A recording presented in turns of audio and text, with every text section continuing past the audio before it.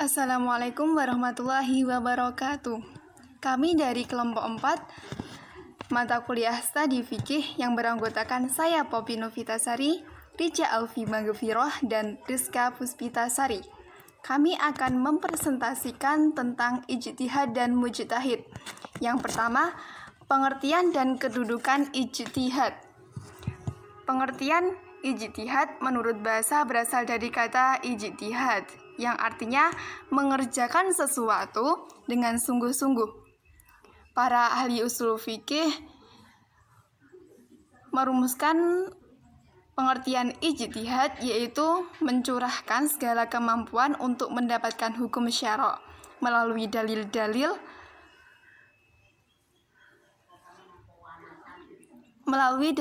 syara'.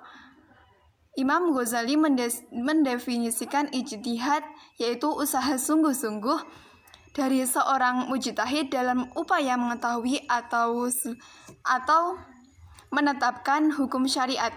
Jadi demikian, ijtihad yaitu mencurahkan seluruh kemampuan untuk menetapkan hukum syara' dengan jalan istinbat atau mengeluarkan hukum dari Al-Quran dan hadis. Orang yang melakukan ijtihad disebut dengan mujtahid. Pengertian ijtihad dalam Islam disyariatkan Allah Subhanahu wa taala dalam Al-Qur'an surat An-Nisa ayat 59 yang berbunyi Bismillahirrahmanirrahim. Ya ayyuhalladzina amanu atii'ullaha wa atii'ur rasulah wa ulil amri minkum. Fa in tanaza'tum fi syai'in faruddu ilallahi wa rasuli in kuntum tu'minu billahi wal yaumil akhir dzalika khairun wa ahsanu ta'wilan, yang artinya, hai orang-orang yang beriman, taatilah Allah dan Rasul-Nya dan ulil amri di antara kamu. Kemudian jika kamu berlainan pendapat tentang sesuatu, maka kembalikanlah ia kepada Allah, Al-Quran, dan Rasul-Nya yaitu hadis. Jika kamu benar-benar beriman kepada Allah dan hari akhir, yang demikian itu lebih utama bagimu dan lebih baik akibatnya. Pada ayat tersebut dijelaskan bahwa jika terjadi perbedaan pendapat dalam perkara keagamaan, maka harus dikembalikan kepada Allah dan Rasul-Nya.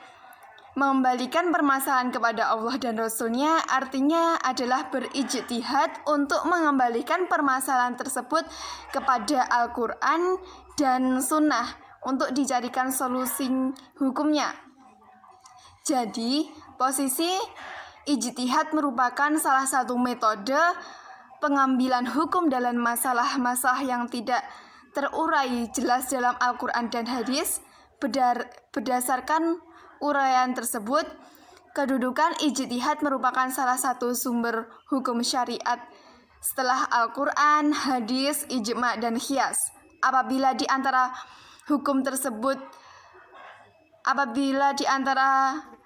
hukum hasil ijtihad ada yang bertentangan, misalnya hasil ijtihad pertama berbeda dengan hasil ijtihad kedua mengenai suatu masalah yang sama, maka hasil ijtihad kedua tidak dapat merasuk pada ijtihad pertama.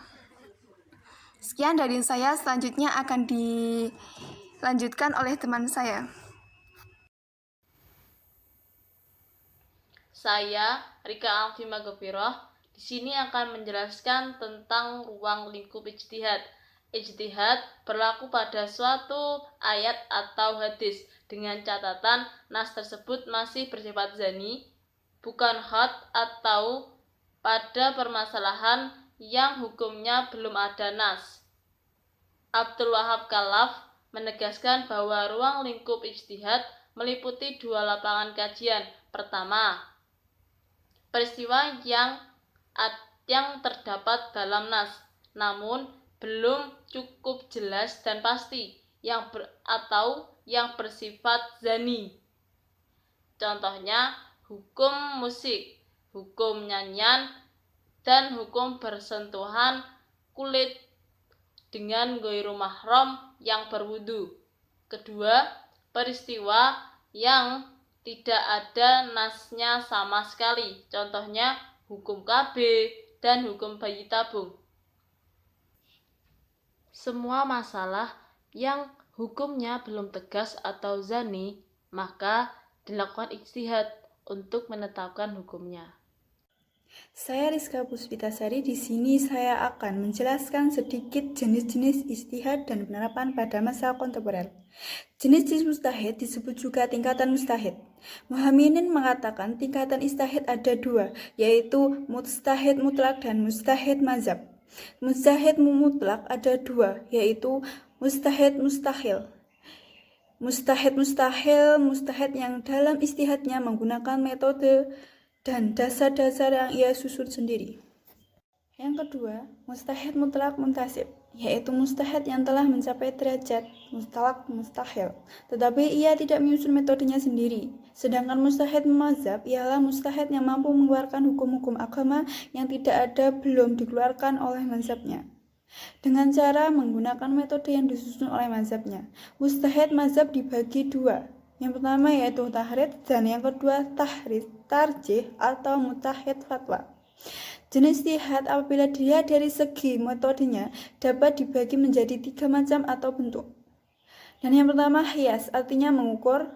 Yang kedua istihan, yaitu menetapkan suatu hukum terdapat suatu persoalan ijtihadiyah atau dasar prinsip-prinsip atau dalil-dalil Al-Quran dan al-sunnah yang berkaitan dengan kebaikan, kasih sayang, dan sebagainya.